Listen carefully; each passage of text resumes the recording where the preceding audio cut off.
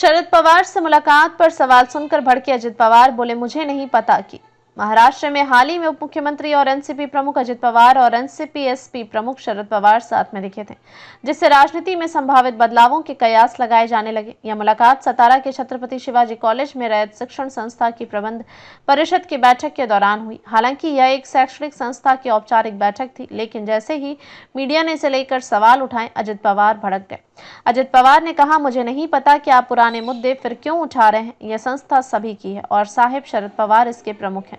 मुझे बैठक के लिए बुलाया गया था और इसलिए बैठक में शामिल होना मेरा कर्तव्य था। 2023 में अलग हुए थे अजित पवार। दरअसल यह बैठक तब चर्चा में आई जब शरद पवार, अजित पवार, एनसीपी नेता दिलीप वलसे पाटिल और कांग्रेस नेता विश्वजीत कदम एक ही मंच पर बैठे नजर आए। चाचा भतीजे के बीच जुलाई 2023 में राजनीतिक दूरी तब बढ़ गई थी जब अजित पवार पार्टी के कुछ विधायकों को साथ अलग अलग हो गए और एकनाथ शिंदे सरकार का हिस्सा बने। इसके बाद दोनों गुटों के बीच लगातार टकराव की स्थिति बनी रही है। ऐसे में किसी भी सार्वजनिक मंच पर उनकी मौजूदगी चर्चा का विषय बन जाती है। सगाई समारोह में भी साथ नजर आए थे शरद पवार, अजित पवार। शरद पवार अजित रैयत शिक्षण संस्था के अध्यक्ष हैं, जिसकी स्थापना 1919 में कर्मवीर भाऊराव पाटिल ने की थी। इस हफ्ते यह दूसरी बार था जब दोनों नेता एक साथ नजर आए। इससे पहले शरद पवार अजित पवार के बेटे जय पवार की सगाई समारोह में भी पहुंचे थे।